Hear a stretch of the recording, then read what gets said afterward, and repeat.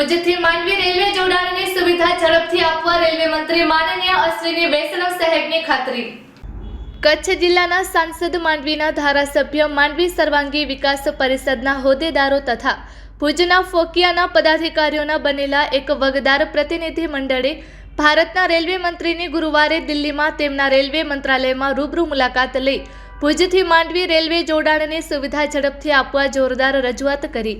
ભુજથી માંડવી રેલવે જોડાણની સુવિધા મળેથી માત્ર માંડવીનો જ નહીં પરંતુ સમગ્ર કચ્છ જિલ્લાનો વિકાસ થશે। કચ્છ જિલ્લાના કાર્યશીલ સાંસદ માનનીય વિનોદભાઈ ચાવડા સાહેબની આગેવાની હેઠળ એક વગદાર પ્રતિનિધિ મંડળે ભુજથી માંડવી રેલવે જોડાણની સુવિધા ઝડપથી આપવા ભારતના રેલવે મંત્રી માનનીય અશ્વિની વૈષ્ણવ સાહેબની દિલ્હી ખાતે રેલવે મંત્રાલયમાં લેખિતમાં જોરદાર રજૂઆત કરી હતી।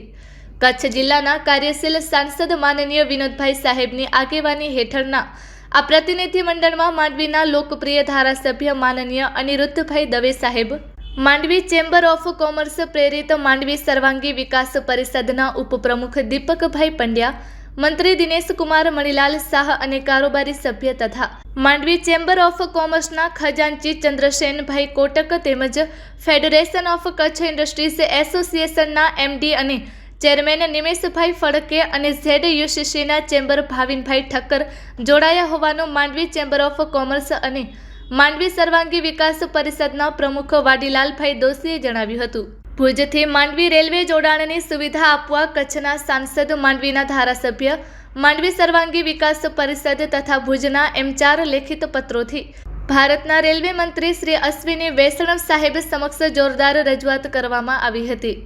કચ્છના સાંસદ વિનોદભાઈ ચાવડા અને માંડવીના ધારાસભ્ય અનિરુદ્ધભાઈ દવેએ જણાવ્યું હતું કે ભારતના લોકલાડીલા વડાપ્રધાન માનનીય નરેન્દ્રભાઈ મોદી સાહેબની કચ્છ જિલ્લા પ્રત્યેની ભલી લાગણીના કારણે કચ્છના 10માંથી 9 તાલુકાને રેલવે સેવાની ખૂબ જ સેવા મળેલ છે।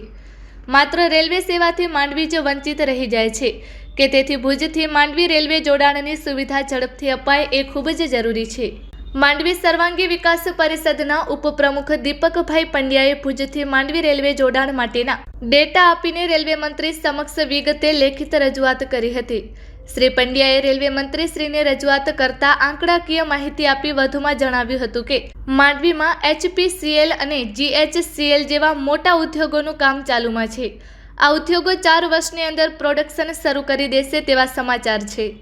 ઉપરાંત માંડવી તાલુકો ખનીજથી સભર તાલુકો છે। આ તાલુકામાં હાલે વર્ષે દહાડે લાખો metric ton bentonite, bauxite, laterite જેવા ખનીજો જે હાલે રોડ રસ્તે સમગ્ર દેશમાં મોકલવામાં આવે છે। જે માંડવીને રેલવે જોડાણની સુવિધા મળે તો બધા જ મિનરલ્સ રેલવે માર્ગે નિકાસ થાય જેથી લેનાર પાર્ટીઓને પણ તેની પડતર કિંમત ઘટતા વેપારમાં વૃદ્ધિ થાય અને માંડવી તાલુકાનો જ નહીં પરંતુ સમગ્ર કચ્છ જિલ્લાનો સર્વાંગી વિકાસ થઈ શકશે। આ રજૂઆતના પ્રત્યુત્તરમાં રેલવે મંત્રીશ્રીએ તાત્કાલિક કચ્છનો નકશો મંગાવીને તેનો અભ્યાસ પ્રતિનિધિ મંડળની ઉપસ્થિતિમાં જ કર્યો હતો।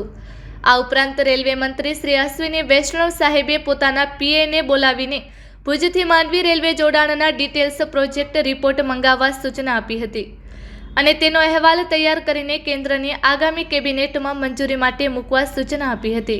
માંડવીના ધારાસભ્ય અનિરુદ્ધભાઈ દવે સાહેબે ભુજથી માંડવી વંદે ભારત રેલવે શરૂ કરવા તેમજ અમદાવાદથી કલકત્તા દુરંતો એક્સપ્રેસ શરૂ કરવા રેલવે મંત્રી સમક્ષ લેખિત રજૂઆત કરી હતી। કચ્છના સાંસદ વિનોદભાઈ ચાવડા સાહેબે માંડવીના ધારાસભ્ય અનિરુદ્ધભાઈ દવે સાહેબ અને ફોકિયાના નિમેશભાઈ ફડકે અને ભાવિન ઠક્કરે મોમેન્ટો અર્પણ કરીને તથા માંડવી સર્વાંગી વિકાસ પરિષદના ઉપપ્રમુખ દીપકભાઈ પંડ્યા અને કારોબારી સભ્ય ચંદ્રસેનભાઈ કોટકે કચ્છી પાઘડી પહેરાવી શાલ ઓઢાડીને રેલવે મંત્રીશ્રીનું સન્માન કર્યું હતું। પ્રતિનિધિ મંડળની રજૂઆતનો સકારાત્મક અભિગમ દાખવી ભુજથી માંડવી રેલવે જોડાણ ઝડપથી મંજૂર કરવા પ્રતિનિધિ મંડળને રેલવે મંત્રીએ ખાતરી આપી હતી। ભુજથી માંડવી રેલવે જોડાણનો વર્ષો જૂનો પ્રશ્ન હવે તાત્કાલિક હલ થશે તેથી માંડવીના નગરજનોમાં આનંદની લાગણી ફેલાઈ હોવાનું માંડવી સર્વાંગી વિકાસ પરિષદના પ્રમુખ વાડીલાલભાઈ દોશી અને મંત્રી દિનેશભાઈ શાહે એક અખબારી નિવેદનમાં જણાવ્યું હતું। Report by Rameshbhai Bhanushali, Naliya, Abdasa, Kutch.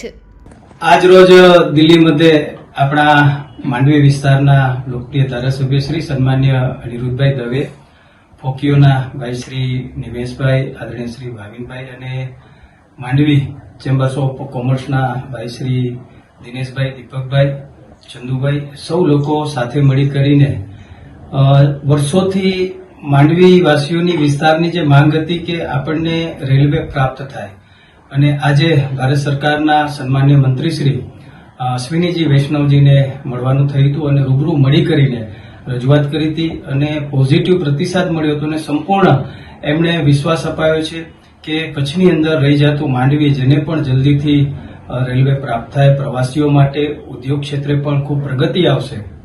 આપણા દેશના યશસ્વી વડાપ્રધાન શ્રી નરેન્દ્ર મોદી સાહેબનો આપણે આભાર માનીએ કે રેલવેની અંદર આપણને ઘણી બધી નવી રેલવે પણ આપણને પ્રાપ્ત થઈ છે, ગાડીઓ પ્રાપ્ત થઈ છે અને સાથે સાથે કચ્છની અંદર નવા રેલવે સ્ટેશનોનું નિર્માણ થઈ રહ્યું છે, સાથે સાથે નલિયા સુધી, જખૌ સુધી અને હવે તો વાયોરથી કરી અને નારાયણ સરોવર સુધી અને હાજીપીર સુધી જ્યારે રેલવે લાઇન અને રેલવે પહોંચવાની છે ત્યારે આગામી સમયમાં કચ્છનો જે વિકાસ છે દરેક ક્ષેત્રે, પ્રવાસન અને ઉદ્યોગ ક્ષેત્રે રેલવેના માધ્યમથી પણ આપણને ખૂબ મોટો લાભ થશે.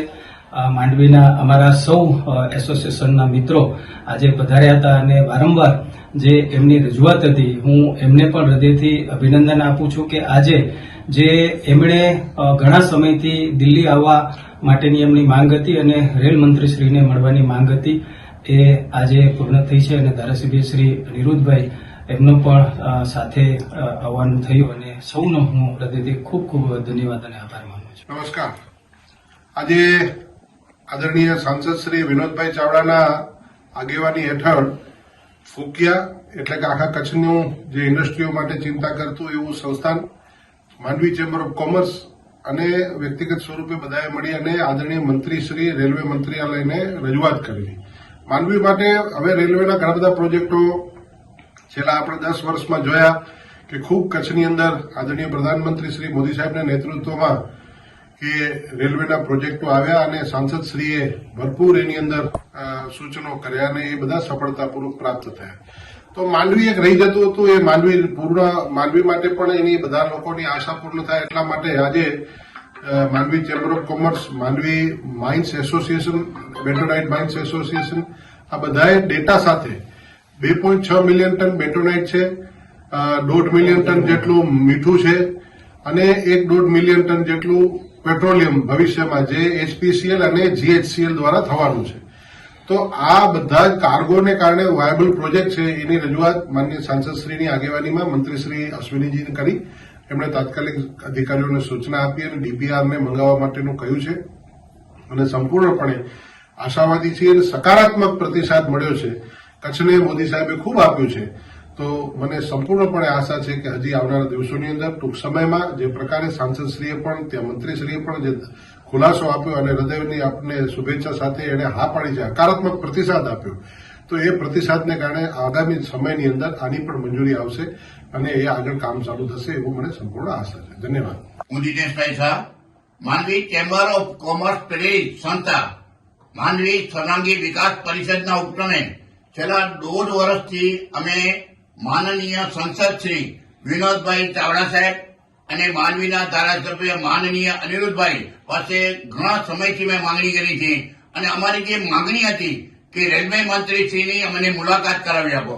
તો આજે વિનોદભાઈ ચાવડા સાહેબની મહેનતથી આજે માનનીય અશ્વિની સાહેબ જે રેલવે મંત્રી છે જેને કચ્છ માટે ખૂબ કર્યું છે, અત્યાર સુધી કચ્છમાં કોઈ સગવડ નથી રેલવે ક્ષેત્રે, એટલી સગવડો આ અશ્વિની સાહેબે કરી છે. એનો સર્વ યશ આપણા સંસદ સભ્ય વિનોદભાઈ ચાવડાને ભારે જાય છે. આટલી સગવડ ક્યારે નથી, ભવિષ્યમાં પણ આજે ઘણી બધી રજૂઆતો થઈ છે. તો આ માંડવી સર્વાંગી વિકાસ પરિષદ હતી. અમે અહીંયા 3 મિત્રો ઉપસ્થિત થયા. હું મંત્રી દિનેશભાઈ શાહ, અમારા ઉપપ્રમુખ દીપકભાઈ પંડ્યા અને અમારા ચેમ્બરના ખજાનચી અને કારોબારી સભ્ય ચંદ્રસેનભાઈ કોટક, મુખ્ય અધિકારી પદાધિકારીઓ બધાનો અમે સંસ્થા વતી આભાર માની છે. અને આજે મને એમ લાગે છે સાહેબ, હું એમ કહેતો ખોટું નથી, માંડવીમાં આજે સોનાનો ચાંદ ઉગ્યો છે અને હવે ભવિષ્યમાં નજીકના ભવિષ્યમાં રેલવે આવી જશે. ખૂબ ખૂબ આભાર માની